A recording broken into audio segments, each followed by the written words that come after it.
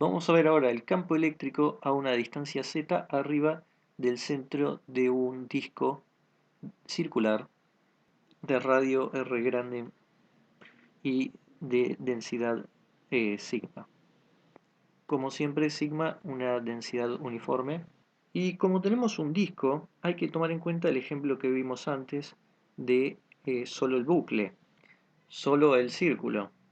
Acá vamos a tener el círculo y todo lo de adentro, pero nos va a servir porque podemos tomar como que tenemos círculos uno al lado del otro. Entonces vamos a estar considerando el mismo esquema que cuando es solo el borde del círculo, el borde del disco. Y entonces vamos a utilizar lo que nos había dado el campo para Z, porque como esto es el borde del disco, entonces vamos a tener que esto es 1 sobre 4 pi epsilon 0, 2 pi r, tenemos lambda, ahora ponemos sigma z, z cuadrado más r cuadrado, todo a la 3 medios, es exactamente lo que teníamos.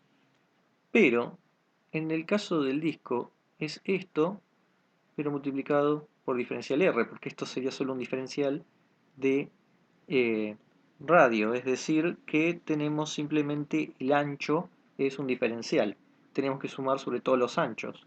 Entonces esto sería solo para el borde del disco. Para el total vamos a tener que integrar todo esto entre 0 y r. Así sumamos todas las capas como si fuera una cebolla, estamos tomando todos los diferenciales r. Entonces hay que integrar entre 0 y r grande de todo lo que tenemos adentro, que era 2pi r sigma z sobre z cuadrado más r cuadrado, todo a la 3 medios. Podemos sacar algunas más constantes, por ejemplo 2pi sigma y z, pueden salir afuera, 2pi sigma z, 4pi epsilon 0, integral 0r, r sobre z cuadrado más r cuadrado a la 3 medios, diferencial r. Entonces se resume a hacer esta integral.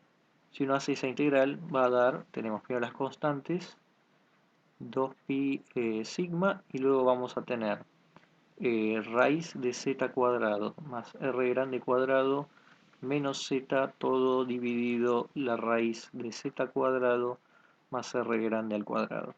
De esta forma entonces pusimos las contribuciones de todos los anillos y entonces esto es el disco en Z. Y bueno, un detalle es decir que el sigma está relacionado con el lambda anterior si tomamos que esto es una carga que va para la superficie. Podemos decir que si lambda era para el anillo, entonces sigma por el diferencial de R va a tener que ser también igual a lambda. Entonces la carga para el anillo es igual a la carga para el total, pero solo en un diferencial. Si nosotros teníamos antes un lambda, bueno, cambiando el lambda por sigma de R recuperamos esto. Veamos la fórmula que nos dio qué pasa cuando R tiende a infinito. Eso es entonces cuando el radio tiende a infinito, cuando el círculo, la circunferencia, el disco tiende a infinito. ¿Qué va a ocurrir?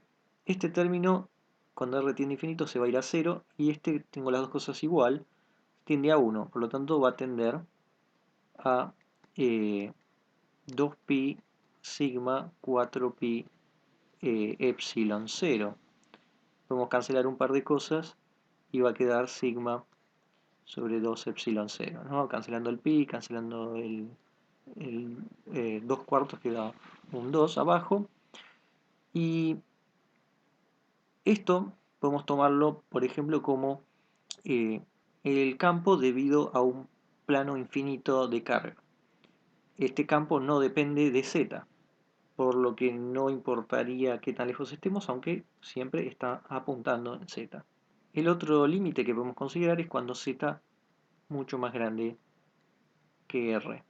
Para hacer esta aproximación hay que considerar primero la función 1 sobre raíz r cuadrado z cuadrado, que uno la puede escribir como 1 sobre z, 1 más r cuadrado sobre z cuadrado a la menos un medio.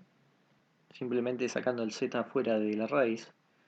Bueno, uno puede aproximar esto haciendo Taylor alrededor de r igual a 0, como, bueno, tenemos el 1 sobre z y 1 menos 1 medio r cuadrado z cuadrado.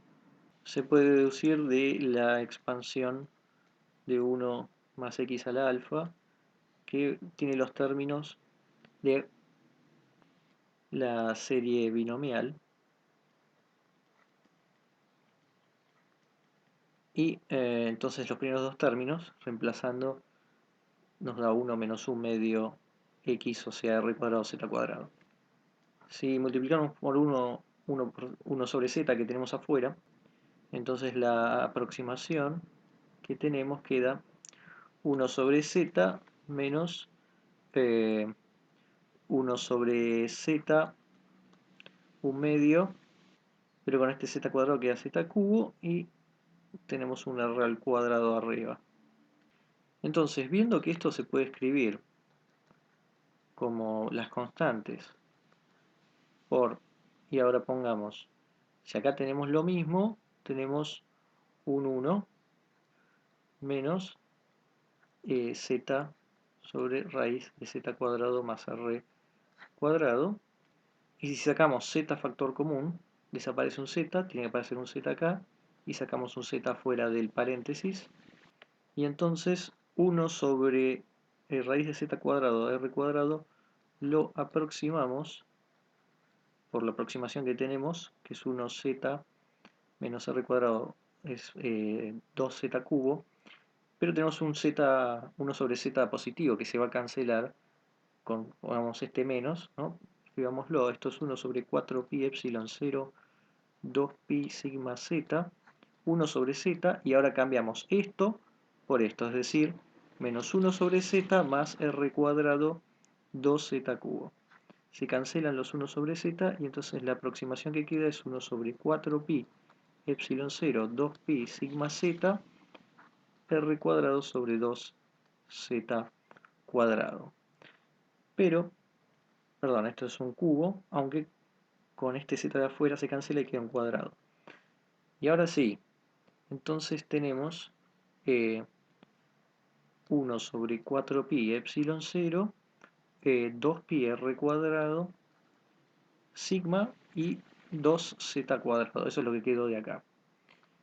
Y esto lo podemos escribir como 1 sobre 4pi epsilon 0, q grande sobre z cuadrado, con q grande igual a pi r grande cuadrado sigma. ¿Qué es lo que nos está dando? Bueno, esto era el límite cuando z es mucho más grande que r, es decir, cuando z se va muy arriba, a diferencia del radio que se considera chico. Bueno, y lo que nos está dando entonces es, justamente, como el z está muy grande, lo que queda del disco es una carga puntual Q, dada por pi r cuadrado sigma. Está tan lejos el z que se ve como una carga puntual el disco de esta forma, como Q pi r cuadrado sigma. Es otro caso importante.